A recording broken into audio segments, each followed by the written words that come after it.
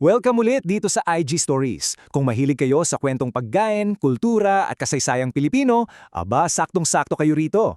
Like, follow at subscribe na para mas marami pa tayong matuklasang kwento sa likod ng mga paborito nating pagkain. Ngayon, aalamin natin, bakit nga ba iba-ibang lasa ng sinigang sa bawat probinsya ng Pilipinas? Mainit, maasim, at talagang kayang-kayang magpatao ng pagod matapos ang isang napakahabang araw. Ito ang sinigang. Literal na isa sa pinakakilalang comfort food nating mga Pilipino. Pero alam nyo ba, habang umiikot tayo sa iba't ibang probinsya, mapapansin mong hindi pala pare-pareho ang sinigang natin. Sa Batangas at sa halos buong Katagalugan, sampalok ang gamit. Sa ilang bahagi naman ng Visayas, bayabas. At pagdating sa Mindoro at ilang isla sa Timog Katagalugan, kamyas naman ang nagbibigay ng kakaibang asim. Kaya ang malaking tanong natin ngayon, bakit nga ba iba-iba ang lasa ng sinigang sa bawat lugar? Unang bahagi, ang sinigang ay nakabase sa lupa. Kasi, bago pa man naimbento yung mga instant sinigang mix na nakasanayan natin ngayon, ginagamit lang ng mga Pilipino kung ano talaga yung natural na tumutubo sa paligid nila. Kung maraming sampalok sa lugar nyo, ebi iyon ang gagamitin. Kung bayabas ang mas madaling pitasin, iyon ang ilalagay sa sabaw. Ang sinigang, sa totoo lang, ay isang napakagandang kwento ng klima, ng ating lupa, at ng mismong pang-araw-araw na pamumuhay ng bawat probinsya. Ikalawang bahagi, Tagalog sinigang sa sampalok. Sa maraming Tagalog na probinsya, alam natin na sampalok ang naging tradisyonal na base para sa baboy, baka o hipon. Maasim, malalim yung lasa. Dito papasok yung mga kwento mula mismo sa kusina, tulad ng kay Nanay Rosa. Sabi niya mismo, dito sa amin, hindi pwedeng walang totoong sampalok.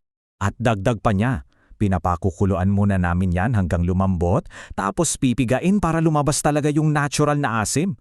Ganyan ka-espesyal yung proseso nila. Ikatlong bahagi, Visayas at ang sinigang sa bayabas. Ngayon, mula sa Katagalugan, dumahon naman tayo sa mga baybaying bayan sa Visayas. Dito, sariwang isda at bayabas naman ang perfect na magkapareha. Sabi nga ni Aling Eli, mas gusto namin yung medyo bayanad na asim. Kapag bayabas, mas mabongo yung sabaw. At totoo naman, di ba?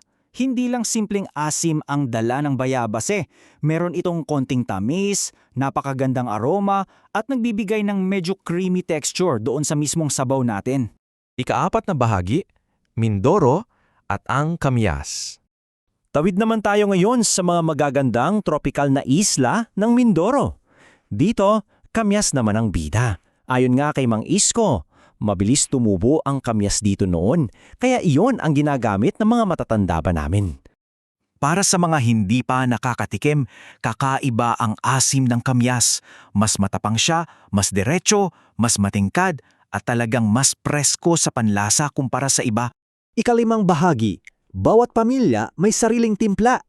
Pero higit pa sa probinsya o heograpiya, bawat pamilya talaga may sariling bersyon ng sinigang. Kumbaga, may kanya-kanyang sekreto.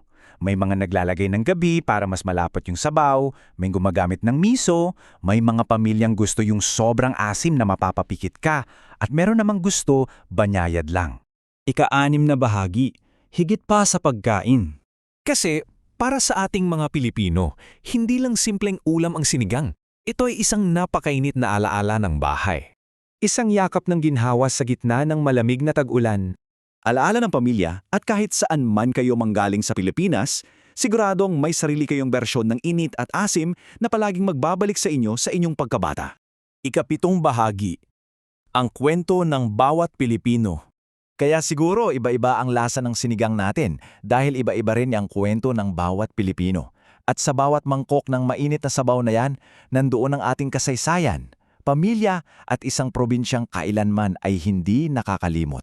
Maraming salamat sa panonood. Kung nagustuhan ninyo ang kwentong ito, huwag kalimutang like, follow at subscribe dito sa IG Stories. Anong klaseng sinigang ang kinalakihan ninyo?